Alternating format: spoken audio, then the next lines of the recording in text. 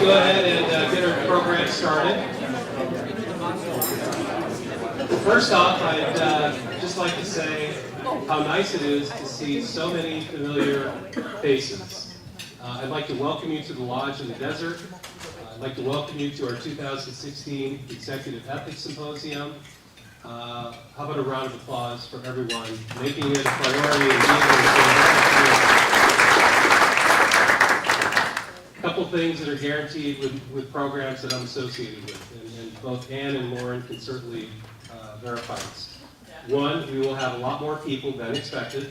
I take responsibility. And by extension, the program can start a little bit later. Okay, so those are both on me. But again, I want to really welcome you here. We are very excited about this year's symposium. My name is Paul Melendez, and I serve on the faculty in the Department of Management and Organizations. I'm also the founder of our Center for Leadership Ethics, a center which is the first of its kind, not only at the university, but it's world-renowned. It's world-renowned because of the research that we do, the teaching that we do, and the outreach programs that we engage in. This program today is one of 3 programs that we're very proud of. It's our symposium. It's for our executives in Southern Arizona. In the fall, we also run our collegiate ethics game competition, which in North America, and I would argue in the world, you will see nothing like it. 25 top business schools from Canada, the US, Mexico, public, private, large, small. Every fall, this is the place to be if you want to learn a little bit about ethics. And in the spring, we offer our high school ethics symposium, which still today, there are no other business schools that are engaging in. We do it both here and in Phoenix. We take it out of state. We have a real interest in sharing the message about the importance of good ethical decision making, not just with executives and college students, but also with high school students. So we do that every spring, and we look forward to doing that here this coming April. As you can imagine, programs like this just don't happen. We have a lot of support, and we have sponsors, so I'd like to identify a few individuals and a couple of groups here early in the program. First off, I'd like to have both Russ Johnson and Chris Elliott with Merchants Information Solutions, and Chris Elliott with Walgreens. Please, if you can stand. To both these gentlemen for their financial support. The support is generous. It's also allowed us to do this wonderful event, and I just want to thank you both gentlemen for your continued support. Both Russ and Chris happen to also be on our advisory board for the Center for Leadership Ethics, so thank you again, gentlemen. I'd like to also ask our students, we don't have a program, at least a program coming to run it without having students. So we have students from both Delta Sig, our undergraduate chapter, and Net Impact, our MBA chapter. So if I could have all of our students please stand. Nice try. Round of applause for Net Impact and Delta Sig. So both these student organizations are really important. Excuse me. Because they are partners with the Center for Leadership Ethics. Whenever we do programs, outreach activities, it's really important to have students there. And they are our soldiers. They are our face of the Center for Leadership Ethics. So I think it's fantastic that you're here. Talk about a wonderful networking opportunity. Remember us when you graduate as donors, and you can always think back and remember it all started at this particular event. So I want to thank all of our students. I also want to ask both Ann Pentland and Lauren Taylor, who finally, of course, are sitting around having lunch. Round of applause to both of our staff that are just... They should get an award for having to endure with me, but I want to thank you both ladies for just phenomenal work and execution on detail. RSVPs, websites, posters, name badges, seating charts, working with our presenters. We also had our advisory board meeting before today's event, which also added a layer of work. So I want to thank both Lauren and Ann for all of their fantastic support. There are 2 reasons why we do this symposium, and I just want to touch on this for obvious reasons. You know, one, we like to maintain our position as a top leader.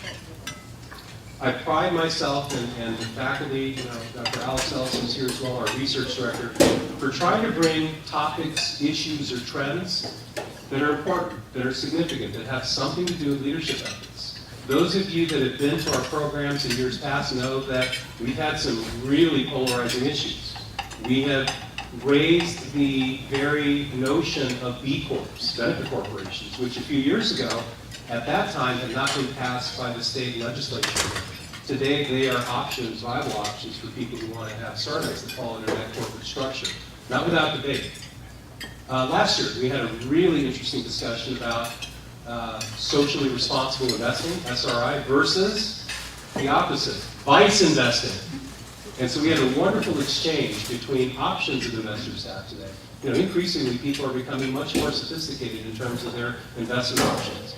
People are having a much more significant expectation in terms of businesses and how they conduct business, which is partly the reason why today we're going to talk a little bit about corporate social responsibility in general, but in particular, we're going to showcase Tim and Ethisphere, the CEO and president, who's going to talk a little bit about their EQ quotient, and their ethics quotient, and the global rankings methodology that is used to rank the world's most ethical companies.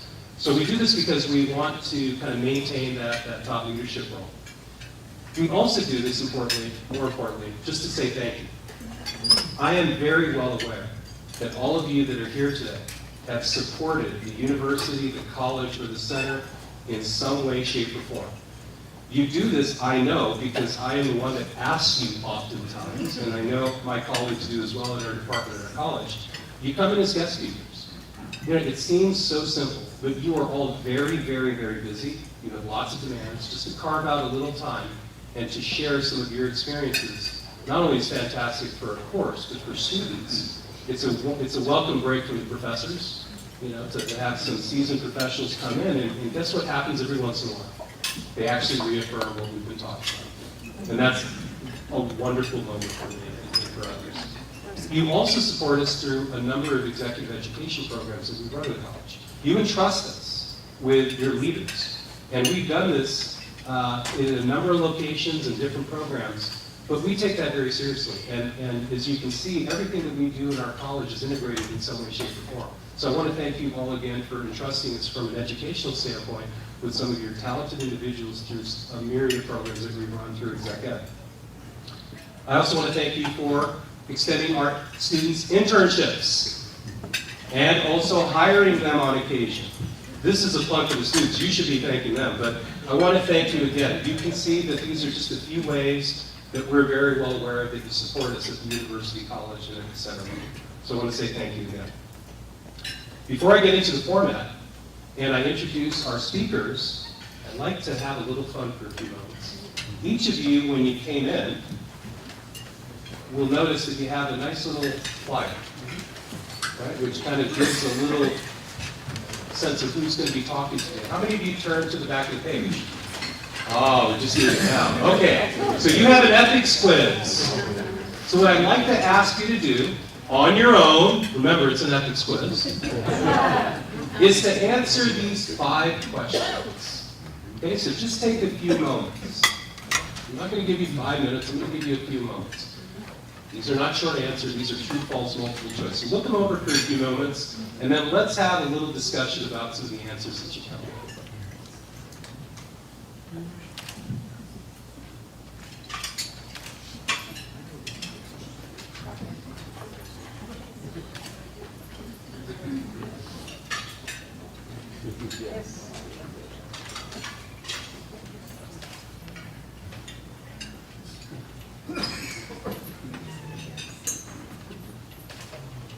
Some of you are thinking, if I knew I was going to get a quiz, I would have reconsidered the invitation.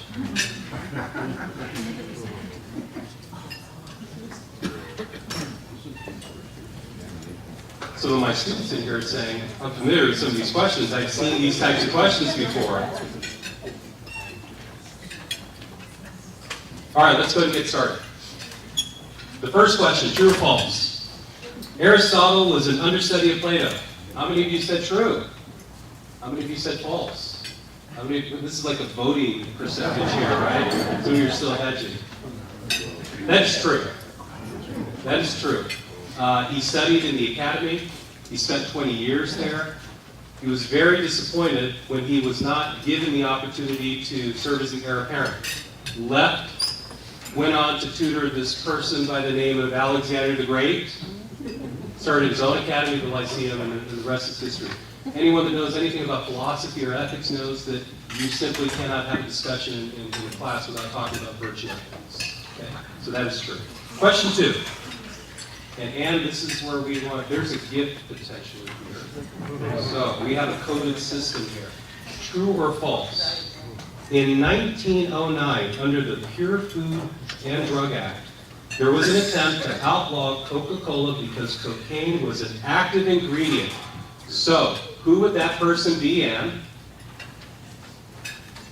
Oh, my former MBA student. What did you answer, true or false? I thought it was false. That's a good guess. Give him a gift. Yay! Nice job, Ms. Ray. That is actually false. The actual case, they had actually banned this ingredient a few years earlier in 1903, but the case actually did have to do with caffeine. You see, there was lots of concern about the amount of caffeine because they didn't regulate it. I would still argue that with energy drinks, they're still not doing it today. But even so, this question, I think, kind of gets to regulation in business and how things have changed and how it's also stayed the same. So congratulations, Mr. Ray. Question 3, true or false? Ford was sued by the Dodge brothers for sharply reducing dividends to stockholders. How many of you said true? How many of you said false? Okay, that's true. It's actually one of the earliest cases on corporate social responsibility. His argument was, initially, we need these profits to be able to develop the Rouge plan. Okay? But also he made the argument in court that it was his intent to employ more men, give them opportunities to purchase this wonderful vehicle called the Model T. And that argument held. So one of the very first cases on corporate social responsibility. Question 4. Who signed the Foreign Corrupt Practices Act into law? A, Richard Nixon. Who said A? Okay. B, Gerald Ford. Okay. C, Jimmy Carter. Okay. D, Ronald Reagan. Wow, this was a tough one, I guess.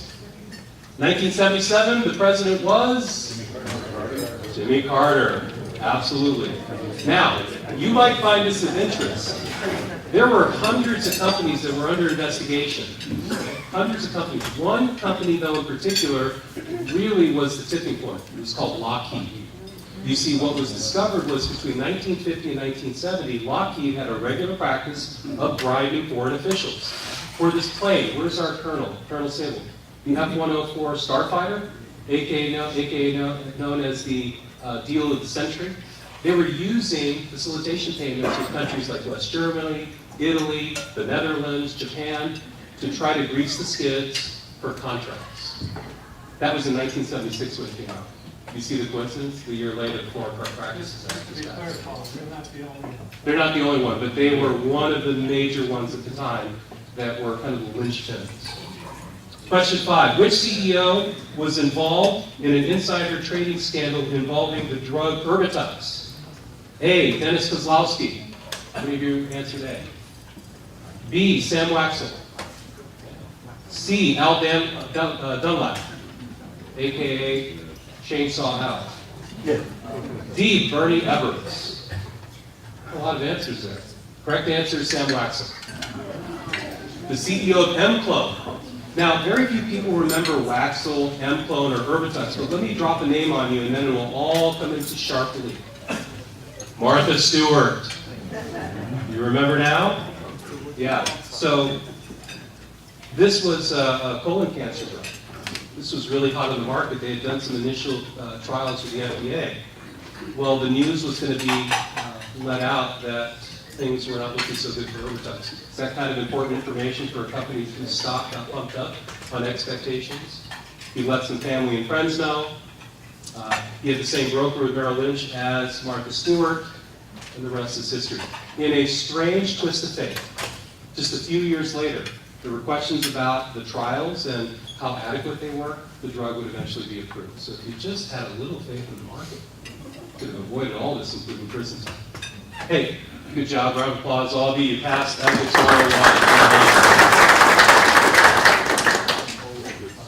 101. Okay, 0 for 5. Uh-oh. We need to start thinking about certificates, so we know this. Okay, so let me talk to you a little bit about the format, and then I'm going to graciously step aside and let our panel kind of come forward. The idea with the symposium is we're going to have our featured speaker, which is Mr. Tim Irwin. And he's going to talk a little bit about Ethisphere corporate social responsibility, and as I mentioned before, the EQ quotient. Then we're going to have Meredith Taylor, who is with Walmart, talk a little bit about what this means in her business, and she's going to share a little bit about what she's doing in her company. And then we're going to then kind of wrap it up with Ezekiel Roland. And Ezekiel is with a company by the name of Fresnillo, which is a mining company in Mexico. It happens to be, if I'm not mistaken from our discussion last night, Mr. Noriega, the only Mexican company that is publicly traded in London, which is a real distinction. He's an expert in sustainability and CSR, so he's going to also respond to Tim's presentation and share a little with you what they're doing in their company. So with that, I'd like to have our panelists come up, and I'm going to go ahead and introduce each of them. So as I mentioned earlier before, Tim is the CEO of Ethisphere. He's tasked with leading the overall growth and revenue of the business, as well as charting strategy. He is the former president of the New York Stock Exchange Governance Services, which includes compliance and board services businesses, Corpopedia, and corporate board member, respectively. One of the neat parts about Tim is he is an alumni of the University of Arizona. How about a warm round of applause for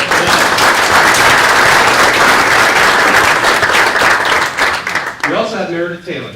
And Meredith joined Walmart in 1997. Her career has just, it's every time we meet up with Meredith, she's received another promotion. No exception here. In 2015, she was named Vice President of Global Ethics and Compliance Administration. In her global ethics and compliance role, she's responsible for all corporate level ethics functions, and she's responsible for programs and initiatives to support the effective delivery of ethics and compliance services globally. Meredith holds a Juris Doctorate from the University of Arkansas School of Law in Fayetteville, and she holds a bachelor's degree in biology from Hendrix College in Conway, Arkansas. How about a warm round of applause for Meredith? And then we have Ezekiel Roland, who heads up sustainability for Fresnillo. Ezekiel is responsible for the corporate social responsibility strategy and sustainability reporting for the company. In this position, he works very closely with operations and development projects to engage local communities and NGOs. He's also responsible for initiatives to embed ethics in the culture of Fresnillo. Ezekiel received his MBA from HEC Montreal. How about a warm round of applause for our guest from Mexico? So with that, what I'd like to do is, Tim, have you come on up to the podium. Okay. Have our other guests take a seat. And we will get you the clicker over. Yes, we do. We're going to switch over here. I got a glass of water. Okay. Here.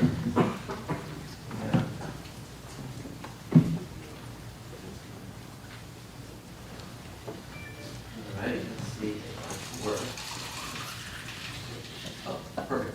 Okay. So again, I'm Tim Merklick, and I'm CEO of a business called Ethisphere. We're actually based out of Arizona. We have offices in New York, in DC, and London, but we're based out of Arizona for lifestyle reasons. I mean, mine is a great place to be. And because Ethisphere is a global organization, I've had a great pleasure. Okay, I've had the great pleasure. You guys can hear me, right? For the video recording, so we want to be able to. All right. I've had the great pleasure of speaking all over the world, and we'll be doing our first program in the UAE in September in Abu Dhabi. Okay, great. But there's no greater honor than speaking at your alma mater. So I'm really excited to be here. There's a David Byrne Talking Head song, like, how did I get here? And I was thinking about some friends of mine that I went to U of A with. How did I get here? But anyway, what I'm really going to talk to you about for the next 15 or 20 minutes is what's going on in the world. Paul asked me to provide some depth. How do you actually measure the ethics or corporate behavior of a company? And also why? All right, so I'm going to talk to you about that. But first I'm going to talk to you a little bit about some things that we think are going on in the world. And of course they're going on in this country too. But there's geopolitical turmoil, right? It's scary out there. There's also economic turmoil. There's increased risk and accountability. And there's a global humanitarian crisis. So we just published something on human rights, and I'll share some information. So the question about this is, why do I bring this up? is who's going to solve this, right? Is there a global rule of law? Is there one set of rules for how people operate around the world? And the answer to that is no, not even in America. However, but there are global companies. How many countries does Walmart do business in? 28. 28? So I was at Microsoft yesterday in Seattle. They do business in 160, right? So they have a set of rules that they operate by no matter where they are. So if you want to improve the human condition and have the rule of fair play out there, governments aren't going to do it, right? But companies can do it. And so Ethisphere, I think, plays a very valuable role. What we set out to do is create standards of corporate behavior that companies can measure themselves on and improve. And we're very much a carrot organization. So there's lots of companies, and there's lots of places you can read bad news about everybody and everything. So we very much focus on measuring and recognizing good behavior. We do an annual ranking every year called the World's Most Ethical Companies. It's not linear, it's not 1 to 100. Last year there were 132 companies recognized from 20 countries, and we do it by industry. And by continually raising the bar of what we do, we think we give companies standards to measure against these standards to improve again. And by recognizing them, you'll see some of the positive results of that in stock price and company value and so on and so forth. So, and then of course, just some of the headlines out there. One of the interesting things that we get asked all the time, because we do so much work around the globe, what's the most dangerous country in the world for a company to do business in? What's the most dangerous country in the world for a company to do business in? Anybody have a guess? Nigeria, oil rich, and a lot of bad stuff going on there. Russia, very common answer. Financially, it's the United States. There's been over $100 billion in fines and sanctions in financial services in the last 5 years. $100 billion. So it's just kind of an interesting thing. So these are kind of interesting times out there. Let's see if this continues. All right. There's an organization out there that some people might be familiar with called Transparency International. They do something called the CPI. I think most people know what the CPI, that's Consumer Price Index. That's what we think about it here. They call it the Corruption Perception Index. And what they do is they rank countries around the world. Red is more corrupt, right? So this is their ranking. Interestingly enough, this is hugely important to the countries because this helps determine whether or not Western businesses are going to expand. Right? So if it's a super dangerous place, if it's a super corrupt place, that means it's hard to do business and it's not safe. So countries are very interested in these rankings. Now the other interesting thing, so I ran a business for the New York Stock Exchange, an Arizona-based business that we sold to them for a while. So that was pretty cool. Got to ring the bell a couple times. And got to have my son meet Robert Downey and the Avengers when they rang the bell. My 13-year-old thought I was cool that day. But anyway, 52% of the M&A activity by NYSE-listed companies is outside the U.S. And they're not, and the places where they're buying and they're expanding is in the red, right?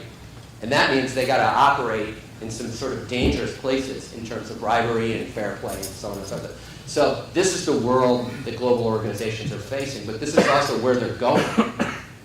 General Electric said it's so difficult. We held a forum at their headquarters about 2 months ago. That it's incredibly difficult to do business in Russia and China right now. We know they're crooks, right? But at some point the regime will change. Russians never forget. So we have to be there, right? If we want to continue to grow and be a global leader, we have to be there. And that's not uncommon that companies feel that way. Let's see. All right, this is a fascinating thing. So you had a program last year about SRI. So there's a guy called Larry Fink who's CEO of BlackRock. BlackRock is the biggest asset manager in the world. Meaning they own more companies than anybody in the world. And he recently sent a letter out to CEOs of listed companies and basically said, stop focusing on the short term and start thinking about a governance principle. And they said adopt a set of ethical principles. So when the biggest asset manager in the world, right, is talking about how companies behave, their ethics, it's pretty important. Now the other thing is, this guy manages trillions of dollars of assets, probably some of our pension plans, or 401k plans are managed by these guys. They actually believe there's a governance principle, right? So I think that's good, right? I think that's good. So I started out with scary stuff. Look at all the red in the world, or look at some of the headlines, but this is actually good, right? A couple other things. This is a fascinating slide. So everybody knows what tangible assets are. Those are factories, machineries, things you can touch. And intangibles is basically your brand. So look at the switch. In 1975, when companies were valued, 83% of the company's valuable was tangible assets, right? Look at it now. 84% of it is intangible. It's fascinating. So that meaning that, well, when you buy something from somebody, maybe you're actually buying it from a subcontractor. Right? So that means a reputation and brand is unbelievably important. And this, to me, is also good when you're in the business of rating companies' ethics, right? Because if they screw up here, what happens to company value? You're in trouble. So what do? We were started about 10 years ago, actually, a few years after Sarbanes-Oxley and some of the things that happened. And we felt there were a lot of measures out there of corporate behavior. And those measures were all bad. They were called fines. They were called sanctions. They were called debarments. They were called, all sorts of different things. But there wasn't a third-party objective measure of when companies do it right. So we did what most entrepreneurs did, is we said, well, how do we get companies to give us all kinds of information? How do we create a methodology around this? Let's create a ranking, and let's call it World's Most Ethical Companies. So we did that 10 years ago, and we got a methodology committee of global leaders, and we tried to put some algorithms or math around how you analyze and measure and rate the ethics of a company. Okay, so I'll talk more about that in a second. So, and why do we do this? We think it's helpful for companies to measure against standard. We think it's going to be companies that are going to improve the world. We think we can do a better job of helping them do that by recognizing good behavior versus bashing bad behavior. So that's the second piece. We recognize excellence. And then we started to build forums where we can inspire advancement. So now we do these things called global ethics summits. We do them in New York, London, Paris, Tokyo, Latin America, Asia, and we'll do our first one in the UAE in September. And these are where people generally as multinational companies, get together and they can sort of collaborate in terms of best practices on how do you do business in some of these challenging environments. How do you inspire your employees? How do you get the right type of people to join our company? And so that's what Ethisphere does. Any questions or anything before? Keep going. I know, Paul, we're going to have time for some questions later on. I just wanted to pause for a second there. Okay. So one of the interesting things, kind of fascinating, is how do you get people to care about what you do? It's really interesting. We have a magazine. So this is a quarterly magazine, Ethisphere. And what's also fascinating is when you have a magazine, you can get important people who want to write and they want to hear their voice. So we had Jeff Immelt, the CEO of GE, serve as a guest editor of an issue we themed around trust. This is the supply chain issue. So we had global leaders in the supply chain. This one, governance and the governance practices, we just had the governance issue, so we had global leaders serve as a guest editor of that. Interestingly enough, human rights challenges, we put up this one on Syria. We just did a special thing around human rights, and we're going to be focusing more on it. We feel like it's going to be companies that are going to solve the human rights issues, and especially companies like Walmart, who are in your company as well. But it's fascinating because when you do a magazine, and this one we just had was the CEO issue. So we had the CEO and chairman of U.S. Bank serve as guest editor. We had CEOs from Honeywell and many other global companies opine. And of course, we never pay to have people write. We don't pay to have people speak. But they want to opine on this topic. And we think the more people that are opining that have influential roles on this, the better. We also have a membership group. It's called the Business Ethics Leadership Alliance. So while we do sort of 90,000-foot stuff like write and put together conferences, what we try to do is also have people meet locally, kind of around the world. Eli Lilly just hosted one last week in Indianapolis. Your colleague was there. And we also do those around the world. And it's really, for those of you who are lawyers in the room, when companies get in a room and talk to each other, people get very worried about antitrust issues, right? You and your competitor can't be in the same room really talking about anything, except for around ethics and compliance. This is one where the government expects companies to collaborate, right? There's no antitrust issues when say, how do we deal with not driving in China, right? How do we deal with human trafficking in Oklahoma, right? And so it's fascinating to see some of the conversation, and it's fascinating to see that nobody's figured this out. And so we're sort of honored to play a role.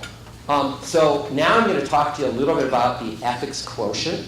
Paul asked me to spend a bit of time on it. So this is how we rank and rate companies around the world's most ethical companies.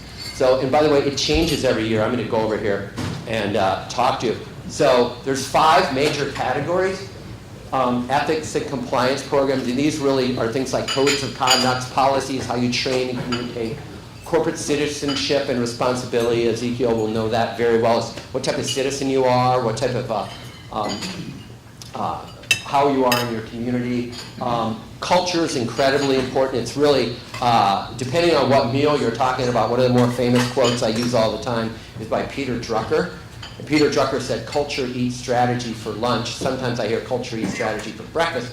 I don't know what meal it is, but the point is, the people at McKinsey and some of the other consulting firms, it's culture that really drives the success of an organization. So what we aspire to do is we have some tools to measure the culture of an organization. Governance practices is very important.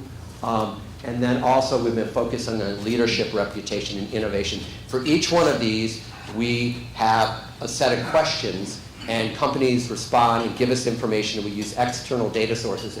Each one of these has an algorithm behind it.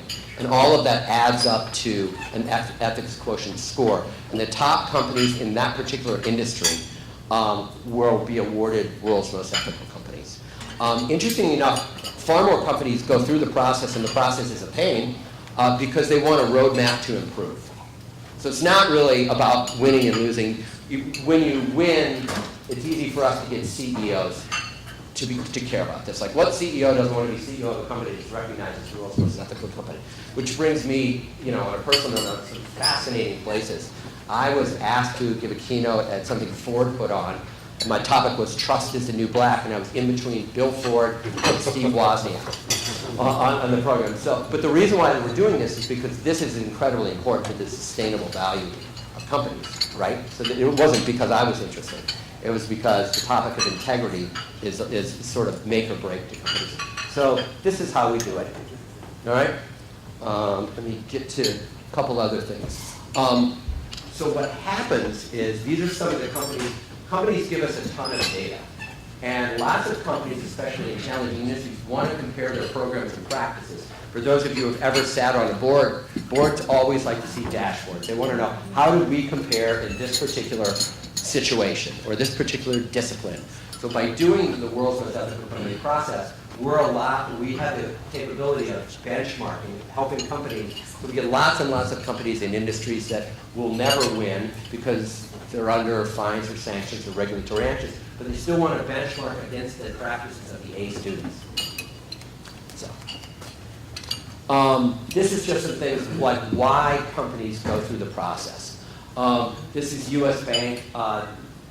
You don't see a lot of big, giant banks on the list because they all have regulatory fines, actions, and settlements against them. So that's why you don't see Bank of America or Morgan Stanley. They're the biggest bank on the list. They just talk about how they do it because they want to compare themselves, right? It's what I talked about. They want to compare themselves to the gold standard. And they think that as long as we continue to raise the bar, it becomes valuable. The fascinating thing for us is we actually think we get to make the world a better place by doing this. And I'll give you an example. So one of the biggest problems in the world is human rights issues in the supply chain. I was at Apple 3 days ago, and they said they have screening systems in their places in China. They said they screen more people than TSA does in a year in America. That's how many people work for them in China, right? So if we say, hey, you have to have the right human rights policies and approach in your supply chain, right? It's not the government of China that's going to make that better. It's going to be companies. It's going to make it, especially when you go to other less developed places like Nigeria or some of the oil-rich places where there's so much going on, but there's also so much bad going on, right? So this is stuff we change what we score every single year. For example, like 7 years ago, citizenship was something like 5%. Now I think it's 20%, right? And last year was the first time we started rating human rights activities in the supply chain. So because companies who are on our list want to stay on our list, they continue and they ask us to raise the bar and they ask us to help them improve. So it's kind of a neat way that we think we can positively influence the world and make the world a better place in a place where governments aren't going to be able to do it. It's going to be companies. So, and this is just another thing that a guy from a global company, I think they're in 25 companies, he has a role similar to yours, but he goes through the process because each year it makes us raise the bar. Right? Even if they don't win, each year it makes us raise the bar, and we think that's good. The other thing that I mentioned a little bit earlier is companies of all sizes very much like to benchmark. So again, we think our data is valuable, and I think companies also compare and purchase. I know the B Corp model really well. That's really for small companies. This is really a big company thing. At some point we may try to bring it downscale, but this will ask you, like, how often do you report to your board? What's that, you know, and if you're a small company with 15 employees, you are the board. So, but we think some of the learnings here can be applied, you know, all the way down the food chain. Just right now, we think we have the greatest impact by working with larger companies. Give you a sense. So the people who bench will be interested in benchmarking will be bigger companies. I mentioned this before. This is fascinating. So we've done this 10 years. So this last year, there were 132 companies from, I think, 21 countries. 88 of them were publicly traded. You can see of the publicly traded ones, every time we've done this for the past 10 years, they have outperformed any other financial indice. So we look at, again, something called the MSCI World Index. That's a world index of companies, the S&P and the FTSE. So, which is fascinating that the companies that focus more on ethical behavior outperform. And you could say, why is that? Maybe it's because they have better risk management, right? So they're not paying $5 billion fines. Maybe it's because they're attracting and retaining the best employees, because now you can find out anything on anybody, right? You can do Yelp on how this place is, and do Glassdoor on how any company, right? The information's getting so transparent out there. So maybe by putting yourself out there as an ethical company, you know, those things. You know, there's not one factor, but the fact of the matter is it's pretty interesting. It's pretty interesting.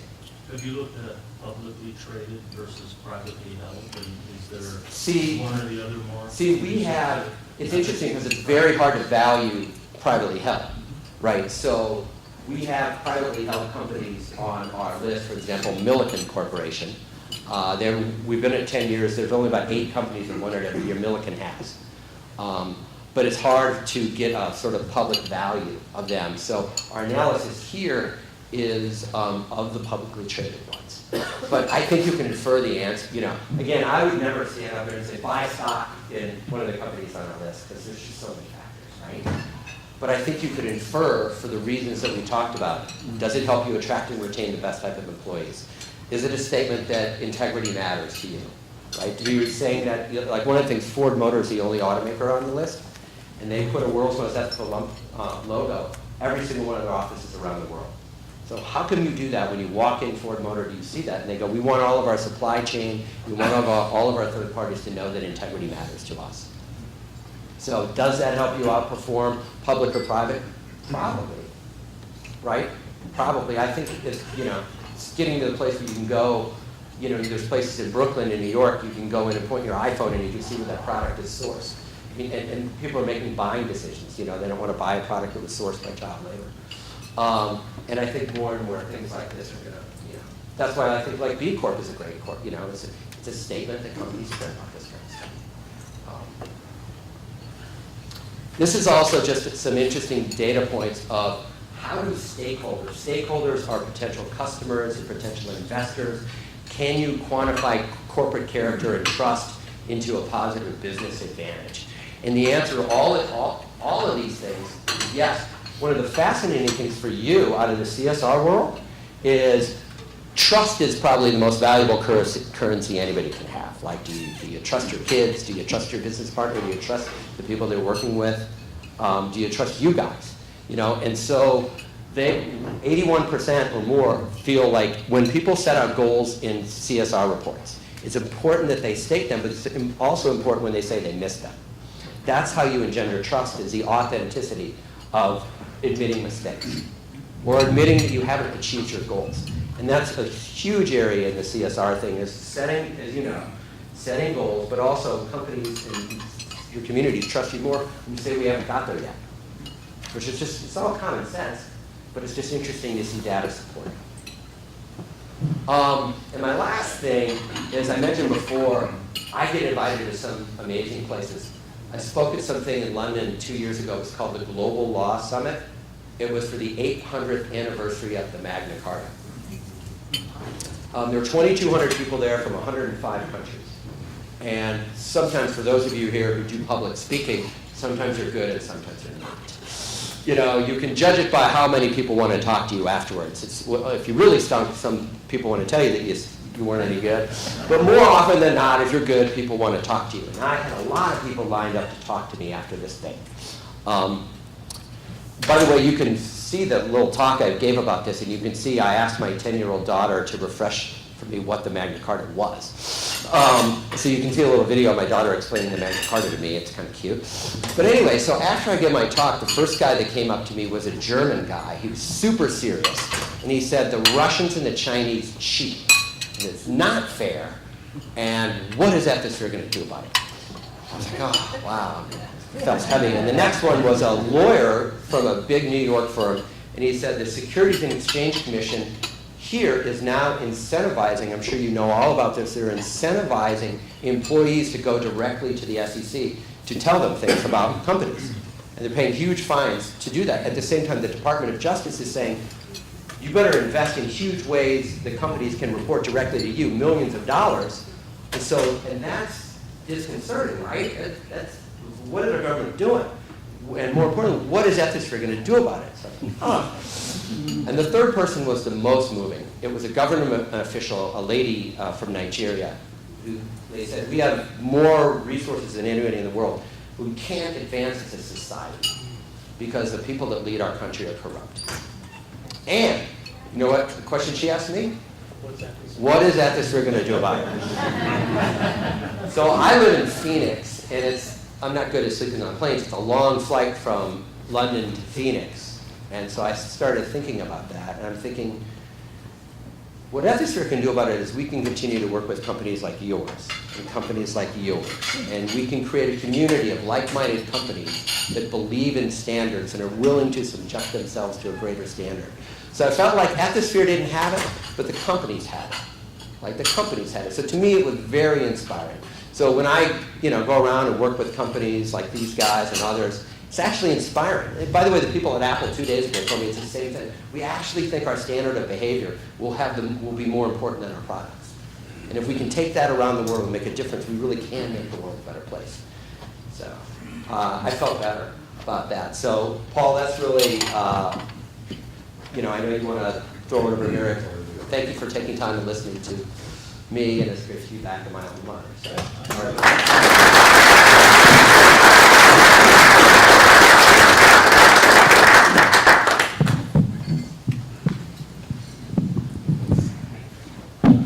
Excellent. So we'll go to transition now, and we'll have Meredith, I think, let's see, we're switching presentations. Great. Okay. Well, thank you guys for having me.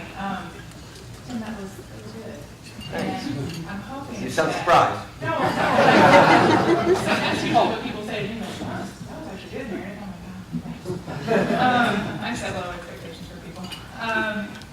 But I'm going to talk for a few minutes just about, hopefully this will dovetail exactly into what you were just talking about. Spend some time sharing about what this small company that I work for is doing. I'm good.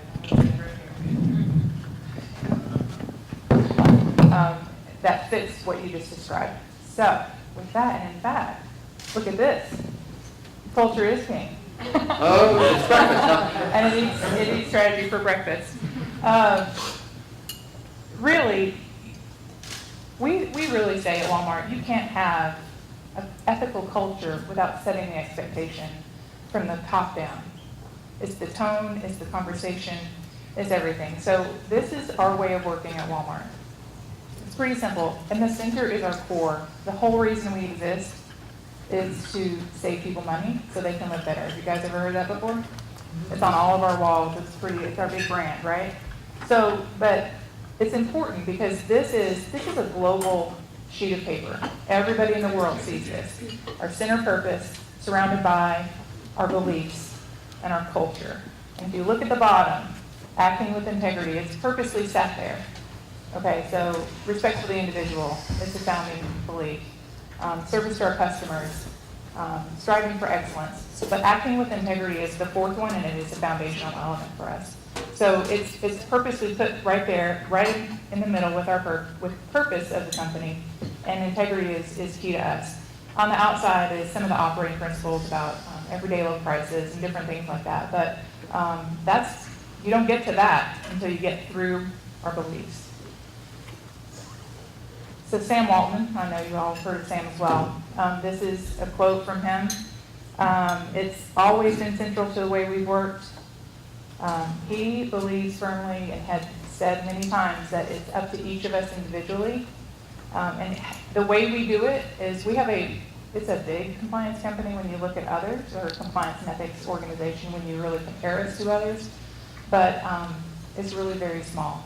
So I can't have an ethics person sitting right next to a business person in every decision, right? So we really have to figure out how we embed it across the business as a whole.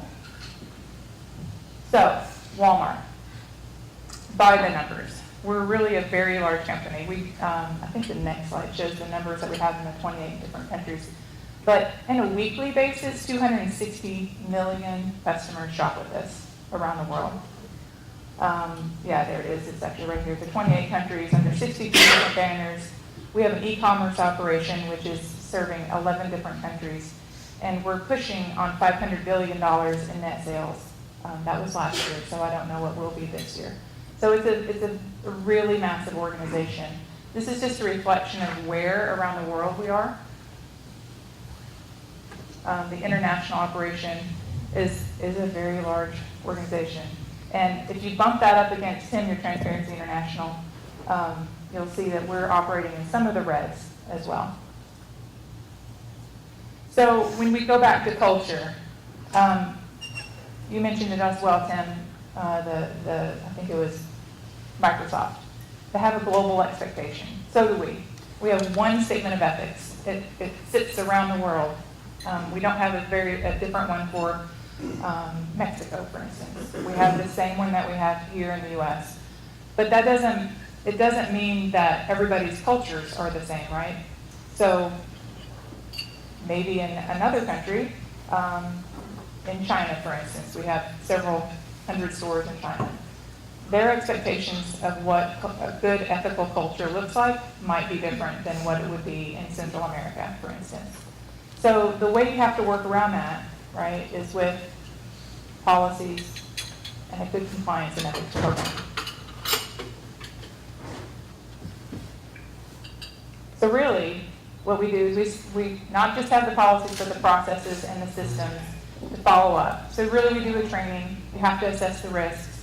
You have to then evaluate your effectiveness. And you have to reward and punish or discipline, hold people accountable for their behaviors. And that's what we really do. So this is sort of the ethics and compliance journey for Walmart. About 3 years ago, we really, in effect, had about 11 different compliance departments around the world. And these compliance groups matured at different rates. And so the ethics and compliance leadership got together with legal and some others. It's always the lawyers with this. And I'm a lawyer, so I can say that. Right? But we got together and we really decided that what we wanted to do was focus on 14 subject matters. So you see those subjects there. It's not all inclusive of everything that you have to remain in compliance with, but these are what we would consider globally the biggest risks that we need to address with a formal program sitting underneath it and formal dedicated people.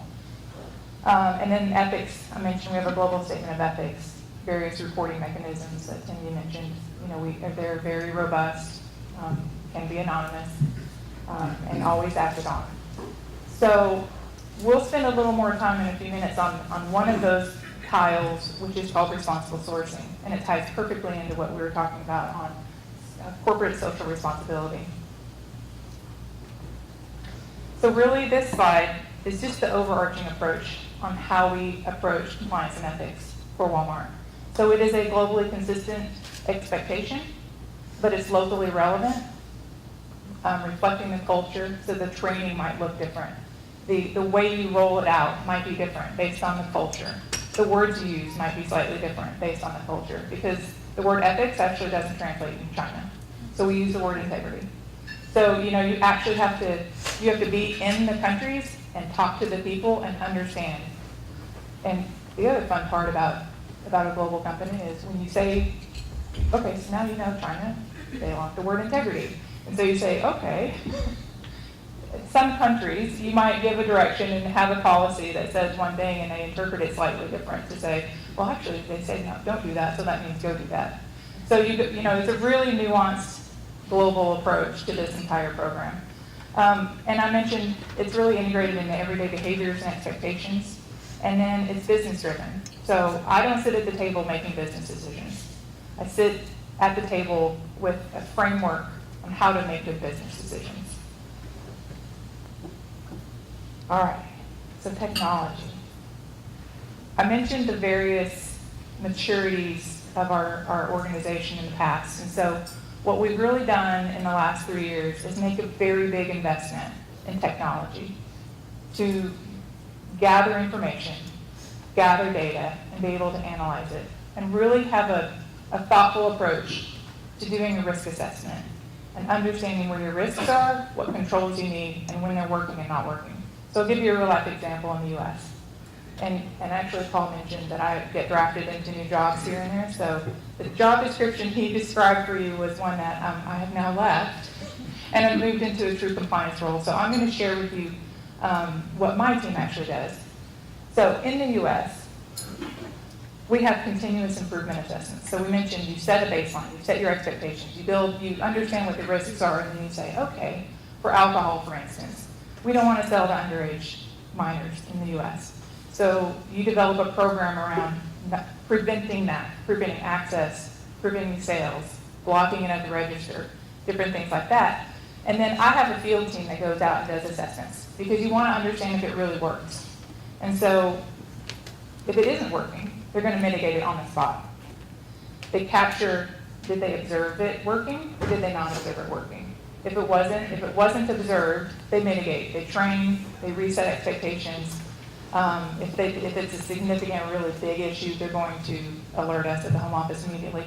But for the most part, their job is to really go out, find out information, mitigate on the spot, and capture it in a system. So this investment in technology that we've done really allows people to document where they are, what they're seeing, how they fixed it, who got fixed, and then we look at it. And so what you actually see here is an iPad, and this is not a real system that we've got, where it's real-time heat map data. So based on these continuous improvement assessments that are happening, and this is a global, I give you an example of the US interaction, but this is similar in how we approach it globally. So you want to go out and have people in the locations, and you're documenting it. And so that's just one of the feeds that's going into this risk, kind of, where's your red? So that's probably a topic. It would be, you can make anything up. It'll be a very specific subject that you're looking at that you can click into and say, so what's happening? They'll look at sales. They'll look at what are the biggest, highest risk items that we want to make sure we're seeing if there's a flood of them, or some of them are being paid for in cash, or there's different factors that are dropping into this technology that we've made this investment in. So that's just one of them. Another really neat one that we're doing globally as well, but it's a little longer rollout for the rest of the world, but in the US, we have what we call SPARK, and it's around food safety. So when our associates are actually armed with probes for heat, for hot holding and cold holding. I'm learning, this is my new lingo, so I'm having to get it right. But basically, if you're in a deli, you're expected to measure the heat and cold via a synchronized probe. It loads into the system and it pulls it up so that you're not having to go manually determine the temperatures and log them on a sheet of paper that, I don't know about you guys, but when I write things down, I mean, they kind of get stacked in a stack somewhere. And then maybe I'll look at them in a couple of months when my assistant comes through and says, do you want to get rid of your stack? And I go, yeah, no, yes. So what this does is it really automates it. It prompts them to do it. If you don't do it, you get a red, your store manager's going to get a note. So they're motivated to do it. It also prompts them with certain reminders to do throughout the day. So this technology not only helps us, but it helps the store associates as well. So I just want to spend a few minutes just talking about that and the effectiveness of that. Okay, so this is the tile of responsible sourcing. So Tim, I absolutely agree with your assessment, and so does the rest of Walmart, thankfully. Sometimes we don't always agree. But we do believe that companies are the ones that are going to have to change the world. And we're not backing down from it. In fact, we're jumping into it. So responsible sourcing, you see the vision. It's to drive responsibility in the supply chain. Tim mentioned supply chain, right? We want to inspire, just to drive responsibility and be a leader in the industry, as well as inspire others to participate in the change. So how do we do that? I mean, we're obviously a very big company, so we're fortunate because we have a size and scale that we can influence, and we take it seriously. So recall one of that central, our core is to save people money so they can live better, and right around it was respect for the individual, right? So we don't believe that stops with us. In fact, we think it goes through the supply chain. So the expectations of respect, service, striving for excellence, and integrity, we have expectations all through that supply chain. And this particular group is actually, the responsible sourcing group is a pull-out. It's a very large organization. And that's what their whole job is. So we believe that people making the goods that we sell in our stores should be treated fairly. They should have safe work environments. They should be paid a good wage for the work that they're doing. And we also know that our customers have the same expectation. So you mentioned trust as well, Tim. That's a big deal. If you can't trust that it's made safely, that it's a legitimate product, that people weren't slave labor to it, then it erodes the trust of our customers. So it makes, Paul talks about this often, it's the business case for ethics and compliance. So you showed the graph for the public traded companies. When you get it right, it reduces your cost, it reduces your business interruptions. Think about a container ship coming across the sea that isn't going to make it through customs. What does that do for us as a company that just bought that? That drives my cost up. I got to go find it somewhere else. I may not even have it. So from a competitive advantage, it makes a lot of sense for us to invest here as well. So anytime, number one, it's just the right thing to do. But on top of that, when people start talking about, well, that's a lot of money to invest in this, we say, well, you're going to get it. The return is going to be there. So the real activities and what responsible sourcing really does is set out here. You mentioned this as well, Tim, we really look at a couple of things when we talk about risk assessments and our supply chain. For them, the highest risk, and I say them because I'm not in the responsible sourcing group, but what they really look at is geographic and industry risks. So I have a couple of examples here in just a minute. But you've got to look at it and say, what geographies am I sourcing from? What kind of social issues do they have? What kind of environmental history do they have? What kind of history around wages? How do they treat women? Do they have a problem with age? So you have underage, you have 12-year-olds in a factory.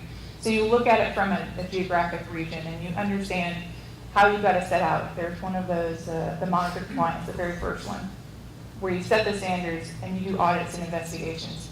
So the way you're going to deploy your auditors is based on some of those geographic risks.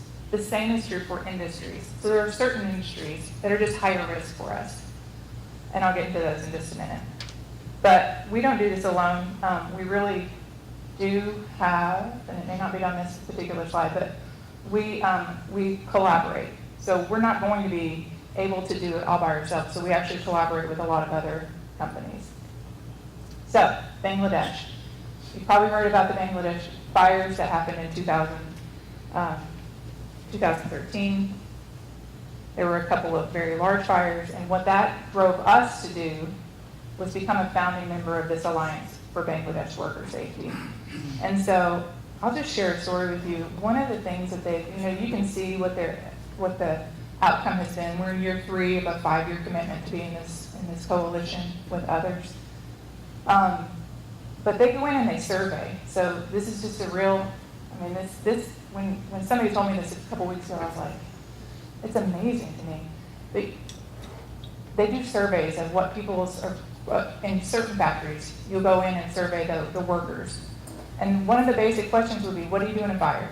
What do you think some of their answers were before some of the training and impacts went in? So we do pre and post surveys of knowledge. So oftentimes nobody's ever, and this is so foreign to me because I'm going to get out of the building, right? Or I'm going to try really hard. Oftentimes what the answers was they actually go under their desks or their workstation. They're just going to hide. And so you want to know why bad things happen is because they don't know what to do. And so some really, really basic stuff comes out of these coalitions. And you can see the garment factory fires down 88%. So actually the numbers in 2012, there were 250. And in 2015, there were only 30. And of those 30, there were no lives lost. So I don't know about you, but I think that's a pretty impressive shift. So I don't know what the company will do at the end of 5 years. I don't know. I might be drafted in that group at that point, but I love to see those kind of stories. So that Bangladesh apparel to geographic as well as the industry, high risk. And then the last one I'm going to share with you is really around Thai seafood. So the risk around Thai seafood, if you're unfamiliar, is anybody unfamiliar with Thai seafood? You are? No. Well, Thai seafood, retailers as well as food industry understands that they are at high risk for forced and underage labor. So the shrimp you eat got peeled by pregnant women under the age of 18 that are forced to stand on a ship. That's what the allegations historically have been. It's that, I don't know that to be true, but I'm just saying it's pretty egregious allegations that come out from some of these industries. And so the work that we've done here is collaboration with other organizations and other industries, in fact. We don't just check for compliance. We talk long-term about investments and how you change that industry as a whole. And, Tim, you talked about antitrust. In fact, and the coalition, because this is the safe zone, but even this week when I was prepping for this conversation, and I was sitting with the responsible sourcing attorney, he's like, the difficulty is that concern. Because think about it, you're going to sit here, so now we say we're going to figure out how we can do combined audits or have a single type of audit. There's ways that you can drive efficiencies in making these industries safer when it's around some of the monitoring types of things. So you do start getting closer to that antitrust line when you start talking about, well, this particular supplier does this, and we shouldn't do business with them. So there's always, it's a really interesting business concept, but this is not something that we're backing away from it either. And so I just wanted to have the opportunity, and thank you for the opportunity to share our journey with you. I will now turn it over to the detail.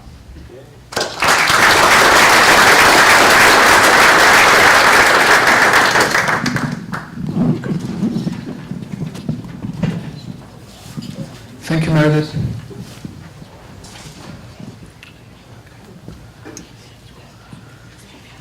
Well, thanks for the invitation. And Fresnillo is perhaps one of the most successful companies in Mexico that you've never heard of. So I will start this presentation by introducing Fresnillo PLC. Well, I'm going to present the company and then talk about how we manage the expectations of the many stakeholders that mining companies have. And I will discuss with you the rankings, the environmental, social, and governance rankings, what are the advantages and disadvantages, and make reference to the tools that are available out there. I'll talk about the vision of our president, which is that ethics and integrity is the cornerstone of our sustainability strategy, which is compatible to what we've heard from Walmart and what we have heard from Tim. So that's the outline of my presentation. Well, Fresnillo is the world leader in production of silver, and is the most important gold producer in Mexico. So if you recognize the map that we saw from Transparency International, Mexico is located in the red zone. So we only have to manage the red zone. And what's interesting is that in spite of the low cycle of commodities, Fresnillo remains a 13 billion company, which is a medium-sized company in terms of precious metal companies. That's very interesting because it's the only Mexican company that is listed in the London Stock Exchange. This brings a sensational and very exciting challenge because we have to gain the social acceptability in Mexico, but in terms of governance, how you structure your governance, your board, and everything, you have to be compliant with the UK regulations. And on top of that, you have a lot of expectations from stakeholders that are very important for mining companies. So that's a very interesting cocktail, but in spite of that, we have 4 big mining operations in Mexico, several development projects, and a lot of exploration projects. What's interesting from Fresnillo is that we have an approach, a strategy that is based on organic growth rather than mergers and acquisitions. One of the reasons why we prefer organic growth is that you can actually embed the culture of the Grupo Val, which is the parent company of Fresnillo.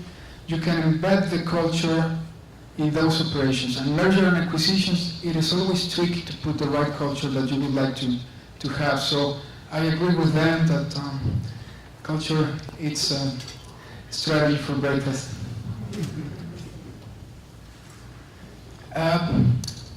So we have to manage the expectations, and the basic idea is that, as Tim mentioned, we would like to engage them to build trust. Trust is what it's a key word for us. We have shareholders, so we want to be trusted by our shareholders. We have a lot of NGOs. NGOs are gaining a lot of strength in Mexico. We have UK NGOs that also approach us, or global NGOs that ask questions about Fresnillo performance. Of course, our people, our employee unions have expectations. We have a rising number of rating agencies. We have to engage the government. I think that in places like Mexico, interaction with government is very important because as companies, we also have a responsibility to contribute to have more responsible governance. The value chain is very important. As Walter mentioned, we don't have such a complex supply chain, but we have to pay attention to the number of contractors that we use in the mining company, and of course the community, which has the final word in terms of accepting mining operations. So I would say, and remembering this graph that Tim showed, social acceptability is our most valuable intangible assets. We always hear about mining companies, about the number of ounces in reserves and proven reserves, and also the production. But for us also, at least for the people managing stakeholder expectations, trust and social acceptance are invaluable assets that we need to protect.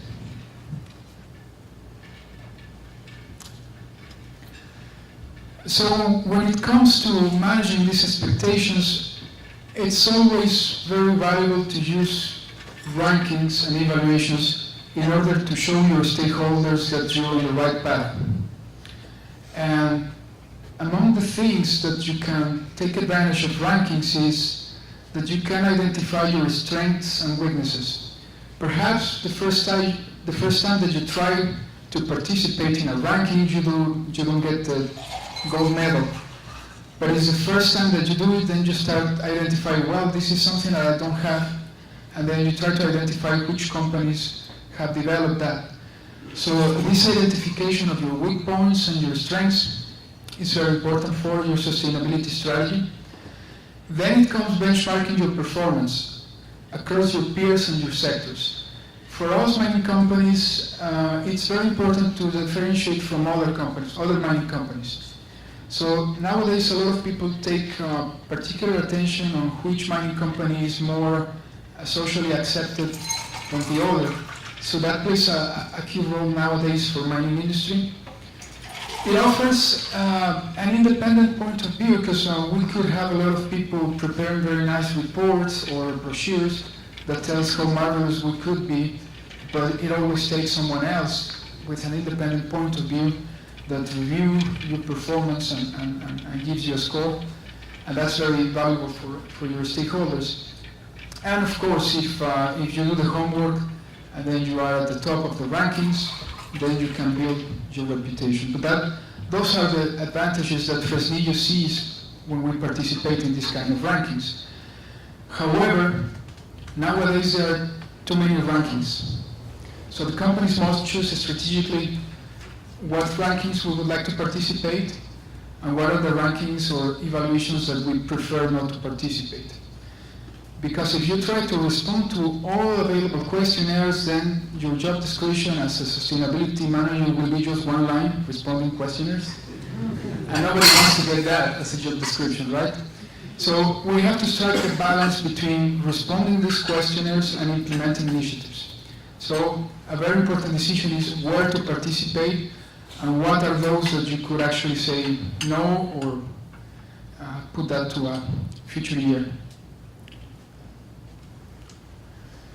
So those are the ones that Fresnillo has chosen. Of course, we have some that are Mexican awards that we participate because they have a local meaning and we keep them.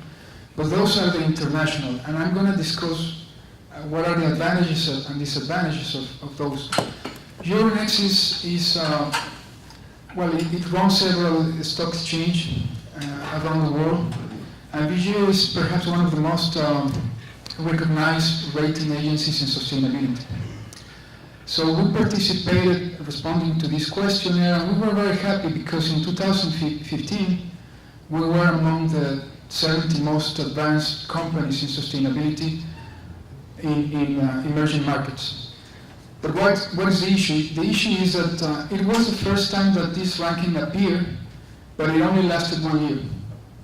The year after, they changed the methodology, and now they consider Fresnillo a UK company, not a Mexican company, so we're no longer part of the ranking. So one of the things that you have to consider when participating is how stable their methodology is and how stable the partners are. Vigeo happened to break their relationship with Euronext for this ranking, so they changed of partners, they changed the rules, and when you do that in a ranking, well, you put a lot of effort on something that perhaps it's only going to last 1 year. So you have to be careful with those. Anyway, it's a very interesting experience because we participated in that and we gained a lot of opportunities that we identified. The second one is run by Robeco-san and is very popular here in the United States, which is the Dow Jones Sustainability Index. It's a very long questionnaire, so you have to do it as a hobby also because it's time consuming, but very comprehensive also. The issue here perhaps is that you interact with these kind of agencies and you never have a feeling of being engaged in this organization. It's so big that they send you the information and then you have customer relationships manager that sends you information.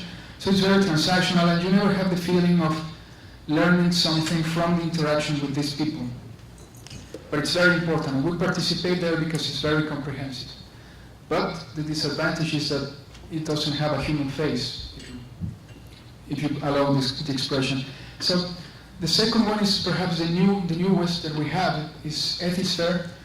It's a priority for our president to be recognized in Mexico for our integrity and ethics. Fortunately, in Spanish, there's a translation for integrity. So, integridad.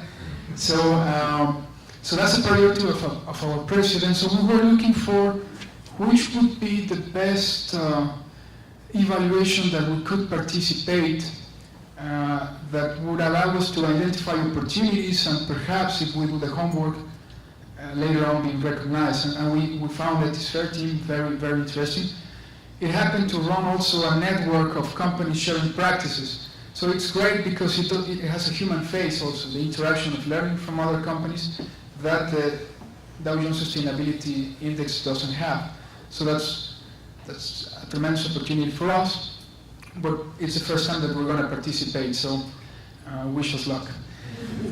And the last one is the CAP. It's perhaps the standard for reporting your carbon and water performance.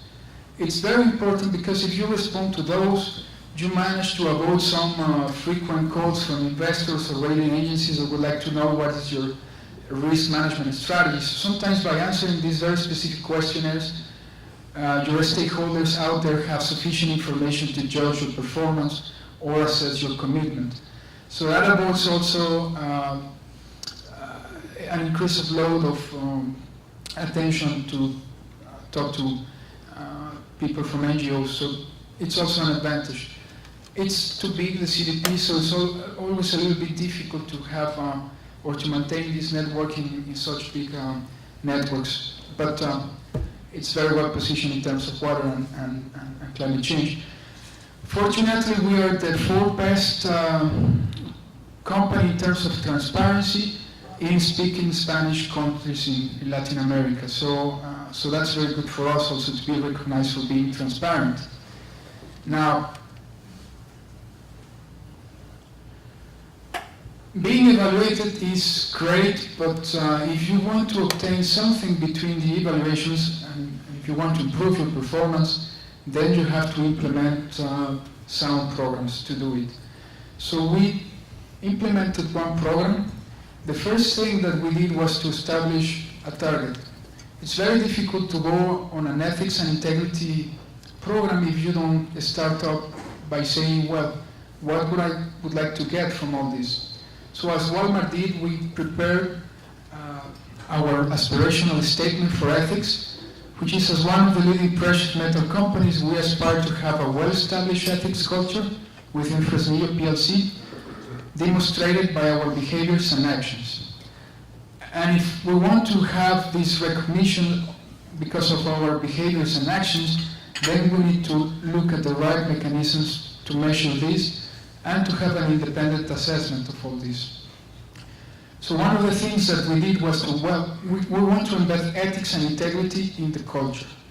Why? Because even if we manage a UK compatible risk management system, which is something not very common in Mexico, but if you have this aspect that punishes bad behavior, but you don't have a way to show people how to do things right or how to make difficult decisions, then you don't have a right balance, right? It's not, if you deal with the Mexican culture, but you use a UK regulatory system, it's an imbalance. So we have to balance all those with initiatives to embed ethics.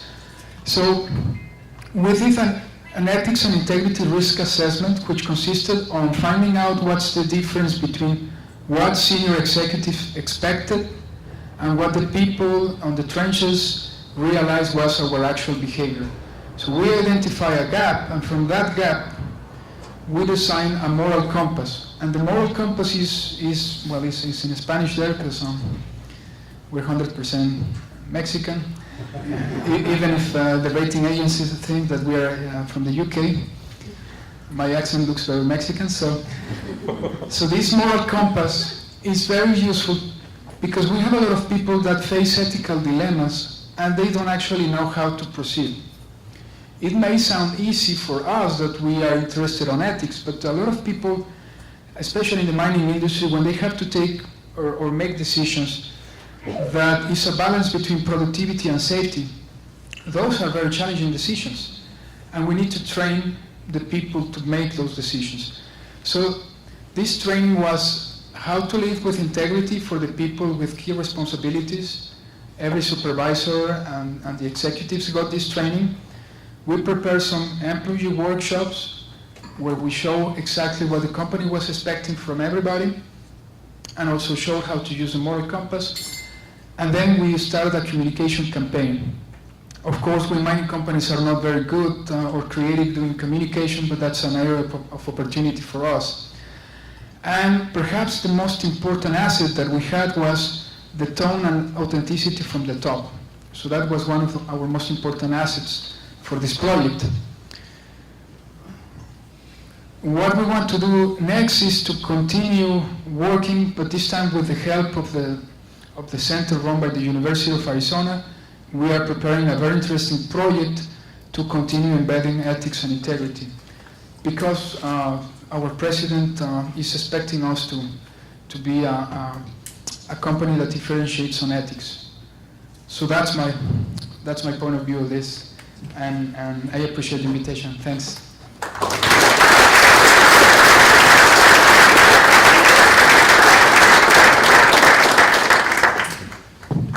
Looking over at a really good friend of mine, Dr. Stephen Gill, and when we've had wonderful sessions and I've looked at him, he gives me one of these. Pretty cool, right? Anyone that knows Stephen knows that is Stephen, but pretty cool, right? Think about what you've had an opportunity to experience here. High level, best practices, a wonderful methodology, and then you got to connect some of that to real companies and kind of take a peek into what they're doing within their own respective organizations. So we're at this point now in the program where it's your time. So what Ann and I are going to do is we are going to take a couple of microphones. We're going to leave one microphone here, and we are going to open it up to our audience. And we want you to take full advantage of the next 10 to 15 minutes to ask questions of our panel. A panel that is shockingly quite a bit of experience and very open and willing to share. So with that, we'd like to go ahead and open questions to the floor. So who would like to start out? And please, when you ask a question, please stand up, tell everyone where you're from, and then if you need to repeat the question, let them know, and we'll keep circulating. No, please, because we want to. My name is Carlos Rico. I'm the CFO at El Rio Community Health. Culture is a really difficult thing to change. I've gone through 2 now with companies that are a little bit smaller than Walmart. But it's really difficult to cascade this throughout the organization in all levels. How long has this been your ethics and compliance and values approach within your companies, and what are some of the challenges you guys faced along the way in gaining buy-in at all levels of the organization? So I can start. I'm actually really lucky because it's been foundational for us. I mean, it's been from the beginning. Our statement of ethics goes back to this, it goes back decades. So it's not new to us. The formalization of an ethics and compliance department happened in the 90s with some of the federal sentencing guidelines that came out and said, here's how you have it. So we formalized it, but we've always had it. And we've had very few CEOs, and each one of them has a very consistent message. And you know what? If you don't trickle it down, then you don't stay. So I'm actually very fortunate to be in a company whose culture is just embedded, and it's just the way it is. The difficulty that we have, to answer the second part of your question, is as you expand around the world, I think sometimes it surprised us sometimes, the lack of the difficulty of transitioning that. So and not recognizing the, I'm just thinking about expansion into Europe, for instance, not recognizing how a newcomer into the countries is not going to be completely favored, for instance, and how some of the work ethics or the style of working may be different. So I think that would be a bigger challenge for us. So it's a foundational element to us, but I think probably expansion and being consistent around the globe would be the hardest thing that we've had to deal with. Couple things I might add that we're seeing companies do. People talked a lot about culture. There's a phrase you've all probably heard, what's measured is what gets done, right? So how do you measure culture? So it really was about tone at the top. Now we're not seeing it so much about tone at the top. It's action from the middle. And so one of the things we're doing is like, how do you set the culture of the organization? It's who you hire, it's who you fire, it's who you promote, and who you reward, right? And so if I work for Meredith, and I see Meredith doing some things that I just don't think is right, that's going to set the culture, and Meredith gets promoted, that's going to set the culture of the organization. So now what we're seeing best companies do is they used to measure like how many incidents got reported around the world or by business unit or however, no matter your size, what happened. And then the more was bad. Now they're saying more is good. Because if we can create a culture, a challenger culture where people raise their hand, where people feel like they can challenge, that's a much more effective culture. So we're seeing leading companies actually hardwiring it into their incentive systems, who's the business president of this one, this SBU, or the geography president of this business. It's like, where do I see the most issues being raised? So it's really, again, the two things. And what is fascinating, it used to be quite the other way, is they would get penalized if there were more issues being raised. So again, it's really who you hire, who you fire, who you promote, who you reward, right? And also, and the final thing I'll add is what happens when, the most important question that's ever asked in a culture survey is, do you feel like if you raise an issue, something's going to be done about it? Right? That's the question, right? So what companies are doing now, despite their general counsels and their lawyers, is when they fire somebody, they're publicizing why. They're not putting it under the covers. They're not worrying about lawsuits. They're saying, this is what, just like when they reward somebody, this is why. They're saying they were fired because they did something on an expense issue, or they took safety for granted, or they had a chance to report a safety issue and didn't. And we have zero tolerance for that. And they're broadcasting that throughout the company. So. Well, this is a very interesting question for many companies. Just to let you know, the Fresnillo mine, which is our oldest asset, started operations 5 centuries ago. So when you start 5 centuries ago, of course, when this asset passed to be controlled by Grupo Val is a company that was founded on ethical principles. But what's interesting is that 5 centuries ago, we had a very different perception as a society about ethics, transparency, social and environmental performance. What's very interesting nowadays is that whether you operate in Mexico, the US, or elsewhere, there is a global request to companies to be 100% transparent. And this changes the equation significantly, because not only you have to put an emphasis on ethics and integrity, but you have to increase the level of sophistication and transparency.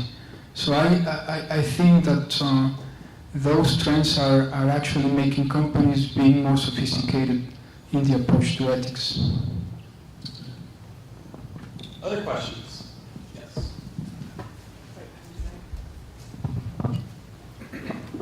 Frank Boyles. I'm an attorney from Dallas, and I'm on the advisory board of the Center for Leadership Ethics. And Tim, one of the things that is just very fascinating to me is the dispute resolution culture in companies. And do you find a correlation between ethical behavior and the dispute resolution process, such as, oh, I'll see you in court, or let's go have lunch? Yeah, it's interesting. So I did a program in Chicago about 4 or 5 months ago. It was with boards of directors. So among the 3 board members, they sat on 11 boards. And so I said, how do you understand the moral compass of an organization? Talk about that. Because a board member now can get thrown in jail. I mean, there's, in a sense, Sarbanes-Oxley, if you sign off on stuff and it's not true. There's compliance and risk issues now, so that it's very serious to the board.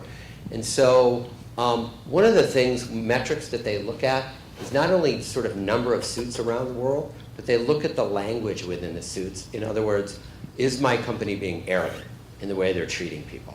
So we're seeing you know, numbers like the numbers of disputes that are going on. How are they resolved? Most companies track those things, and most companies want to benchmark those things. But I think the more sophisticated companies are diving deeper, and they're really trying to understand the moral compass of that organization. And then the final thing about, no matter what size your business is, how do you develop the moral compass of an organization? One of the great stories is a guy who started out as an English immigrant, 17 years old. He got a job as a night clerk in LA for Hyatt, ended up being chairman of Hyatt for 25 years. He told a story his second day on the job as CEO of Hyatt. One of the Hyatt in Kansas City fell down. So for those of you who might remember that, you've been around a while, he said, what do you do about that? He flew into Kansas City that night. He was at the Hallmark family owned that Hyatt. And the Hallmark family, Don Hall, was there, and he was crying. He got there about 1 in the morning. He said, I want to say, we're not going to lawyer up, we're not going to PR up, we're going to take responsibility. Right? So this is what this guy learned the second day on his job as CEO of Hyatt. He said, never let an issue go, never let a crisis go without a chance to have a teaching moment, whether you're a 10-person company or whether you're a zillion-person company. So the question about dispute resolution is, I think, you know, you can look at a bunch of metrics and you can try to compare. You can also dive deeper and say, what are these things about? You know, are you a bad citizen? Are you arrogant? But then thirdly, I think the biggest learning thing is how to take any disputes or take any issue and build something positive and advance the moral compass of your organization. So, We have another question back here. Thanks, Paul. Tim, I think this question is probably for you, and it may be a little lengthy. For decades, it seems like ethics and integrity has, from some extent, come down from the government to businesses. The government has expected businesses to comply with certain rules, morals, and practices. And I think the business community is doing a pretty doggone good job getting on board with that and doing that. My concern is now we have the government violating every good ethical practice you can think of. It's kind of whatever you can get away with, you get away with. There's no transparency. There's lying, there's cheating, there's stealing. And as you showed your map, I was quickly thinking, how long is it going to be until we become one of those red countries? Not because of business practices, but because of the governmental practices. And I think we all know what's gone on in this country over the past few years. And I think everybody knows what I'm talking about. So my question is this, Tim. Is there any role you, your firm, or this group can play in sending a message up that we expect the government to follow the same rules of transparency and fair play and telling the truth and openness and lack of conflict of interest that the government for years has expected the business community to adhere to? Poor Martha Stewart goes to prison, but I will tell you there's people at high levels of government who've done far worse than Martha Stewart, who suffer no ramifications or consequences whatsoever. So is there something you can do, your firm, the group in this room, or other business people, to get the message out? We expect these same principles to go up instead of just being forced down. it's a great question. I don't know if you'll like my answer, but I'll be as transparent as I possibly can. We get asked to rate all kinds of things. Once we were asked by some very, very senior people, can you rate the government practices of governments around the world? For example, this one company said, we've been trying to sell a train system into India that would greatly improve the quality of life there, but the government is so dang corrupt. We've had a $10 billion proposal for 15 years, and maybe if ethicists out there rating these things publicly, that will put pressure on these things. And of course, and then they told me stories about Russia, and I sort of felt like I don't really want to be killed. Now, plus it just, if you're going to do ratings, to his point, you can get rated on anything now. You got to be real, you got to be in it for the long term, you got to be good. and sometimes we get rated, will you rate law schools? Will you rate colleges and universities? We don't do either of those things right now. We had a little toe in the government world when the TARP program came out. We created a TARP index where we calculated it, the performance of it weekly and monthly, and it was got a huge amount of publicity and a huge amount of awareness, but it was something that cost us a lot of money that we could never figure out how to pay for us to be able to do it. So what I would say, that your point is really well taken. I think it's going to be a while. I think what will happen is, to some extent, free market forces will take place, in the sense that really the world's most complex societal problems, it's well accepted now that it's going to be corporations that are going to be solving those. So I think, you know, to the extent that people, the free market people, vote with their feet, you know, and kick some of these folks out, and to the extent that the answer here is really transparency, right? So I wish I could tell you that that was going to be a focus area of Ethisphere in the short term, you know, what I would define as the next 3 years. It's not, but I tell you that I hear you. And the other flip side we get is, geez, boy, the Department of Justice and the SEC, and they're using our industry as a piggy bank, right? We're having to settle with these, you know, regulatory actions, and can't Ethisphere do something about it? And that, I think, we can focus more on best practices and create some more transparency around that. That's probably more of a focus, is to maybe create more transparency into the impact of some of the regulatory investigations and whatnot. Thank you. I was ready to charge the hill there, Steve. Boy, you got me all. I sat up and I was like, wow, where are we going? You're leading. Okay, we're coming down on time, so I want to make sure that we get our last three questions. So I saw Mitch, Russ, Mr. Hanley. Okay, so those are going to be our three final questions. We got about 5 minutes, so it's got to be real tight, and then we'll just have one of our panelists take the lead with answering. Mitch. All right, it's okay with you. I'll make it tight. So, okay. Hi, Mitch Pizek, TM International. Part of this is a validation of what Meredith was saying. So I've been selling to Walmart through various companies for about 15 years, going all the way back to going to Bentonville, Arkansas, on the cheap, uncomfortable plastic chairs, seeing the buyers that are buying hundreds of millions of dollars in small, cramped, little cubicles, and there's a sign on the wall that says, I'm going to paraphrase it, if you try to give anything to a buyer, we'll throw you out and hurt you, okay? And they mean it. And so you really believe that there's integrity, ethics, is what they're saying. One of the things I wanted to say, though, it's both a statement and a question, is when people talk about transparency, okay, and ethics, they usually are talking about, my impression is, internally, how the employees talk to themselves and how they deal with the government. One of the things that Walmart does is they have what I call consistency in supply chain optics. When you say what you're going to do and you do it, that works really well through the whole supply chain. And I don't know how often, Tim, I don't know if, do you ask vendors, do you ask people that buy and sell to a company, do the companies do what they say they're going to do from a business standpoint? Because to me, that really is ethics throughout the whole business cycle.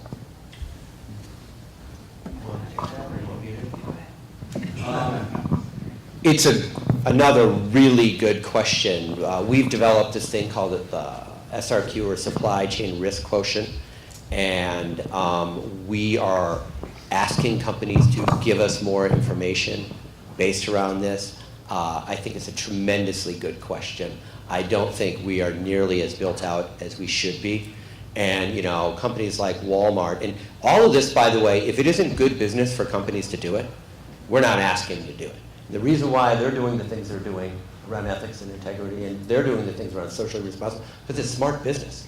Because the whole notion of transparency, I mean, when it comes around, if we find out these guys are terrible to their suppliers, right? Everyone's going to find out about it eventually. Everything's known. So what I would say, you know, to tighten up the answer to your question, there are ways that we look at it. There are databases that we use. RepRisk is a good one that dives into that. And then we ask some questions. I know it's not as built out as it should be. And it is an area of focus, because I think that's really where much of the answer lies. Russ, and then our final question will be Mr. Hanley. So, Russ. Russ Johnson, Merchants Information Solutions, CEO and board member for the Center of Leadership Ethics. Fantastic presentations by all three, thank you.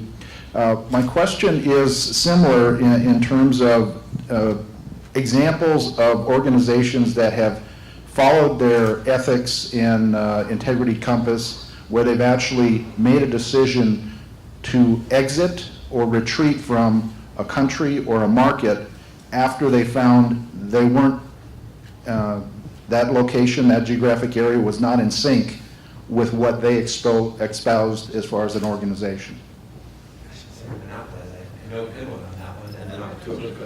So, so I was doing some panel in Tennessee recently, and the CEO of Timken said he basically went around to all his geographies, including those in the red, and said, if you can't create a product there that we don't have to pay a bribe, pull out.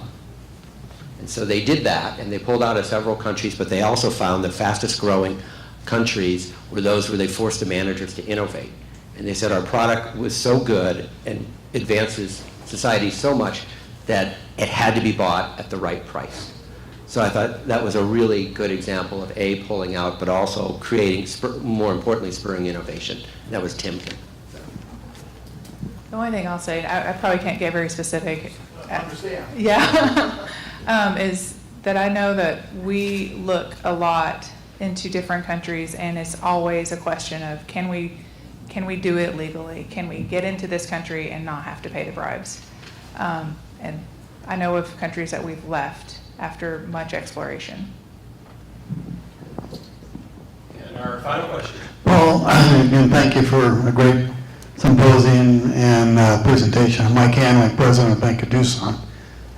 We just got through watching the Olympics, and I think that what we saw a lot of countries and international organizations and the athletes themselves, I think when we see that only 4 years, that the business ethics is starting to really come over to that part. Well, except Russia, of course. And they're getting wise at it too. They're having to learn, because I think countries are no longer going to tolerate it. But is that what you see also as a business ethics? I see it within the athletes, but it's great to see it within their own international organizations of the specific sport.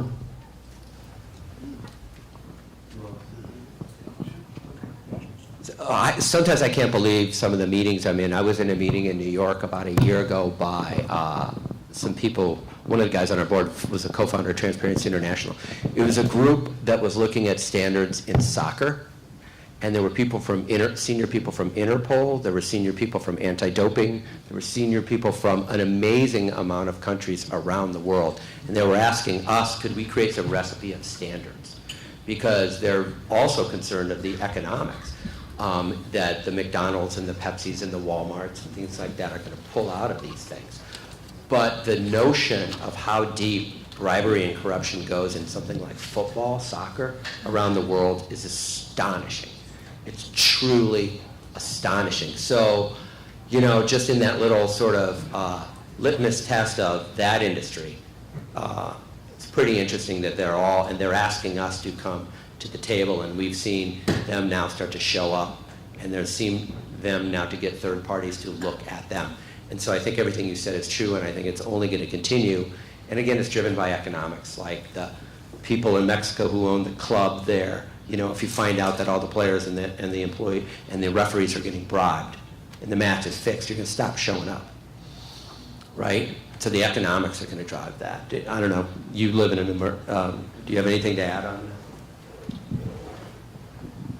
Well, it's a very interesting situation, because especially when there was this investigation about the football association, and then a lot of people that were arrested and so on, we thought in Mexico, well, one of these days we're going to see that they get one of our authorities in football, in soccer.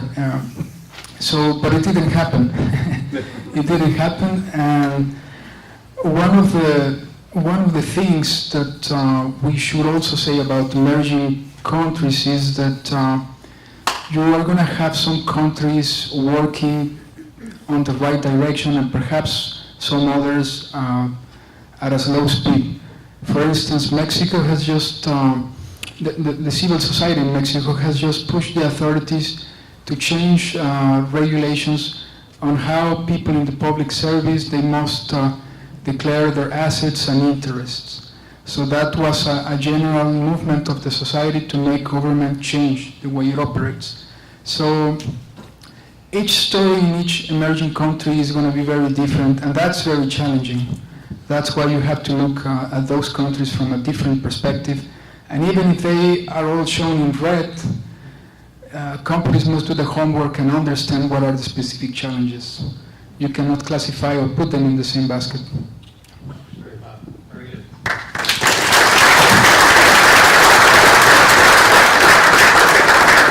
That brings us to the end of our symposium. I've got a couple of just little party gifts and then a couple of thoughts as we get ready to move on with our Friday afternoon. So first, I'd like to present a gift here to Tim. Thank you, Tim. How about a round of applause?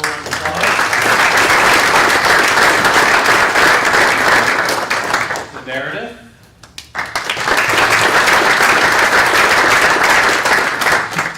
And to Ezekiel. That is a Eller College Center for Leadership Ethics Polo, which we hope you wear proudly. I thought you did a fabulous job. I want to thank you again, Tim, Meredith, and Ezekiel. I also want to thank our board members who played a really significant role on the back and on the front end here. So the ones that are here, I've got Frank Royals. Frank, why don't you stand up for a second? Frank is one of our board members. Frank? Chris Elliott here. Russ Johnson's with Merchants Information Solutions. Adriana, I have to leave. Yes. Adriana Romero is one of our board members with Bank of America, but Adriana and the Colonel, Ron Sable, our chairman. So Ron, wonderful afternoon. I want to thank you again for your participation and your support. We're already actively talking about topics for our next symposium. Look forward to having you many back. I will tell you that we run a number of programs. Our collegiate ethics case competition is in October. We've got a tremendous slate of schools. In fact, I think if I'm correct, after about 2 weeks of putting out the invitation among some 50 schools, we had our slots filled within probably 10 days. So that's kind of the level of recognition and interest that we generate. I mention this to you because a lot of you are familiar with this, but if any of you are interested in seeing the brightest and the smartest in the world come to one of our collegiate ethics case competitions, it is like dipping into the fountain of youth. It is truly remarkable. It's inspiring. I write these cases every year and I come back saying, I never really anticipated for them to go in this direction. It's truly remarkable. So you have an invitation. I will follow up with many of you on participating as a judge. So again, I want to thank everybody, Tom included for the photographs. Thanks, Tom. And of course, the lodge. So again, thanks everyone. Have a wonderful weekend, and we look forward to seeing you soon. Thanks again.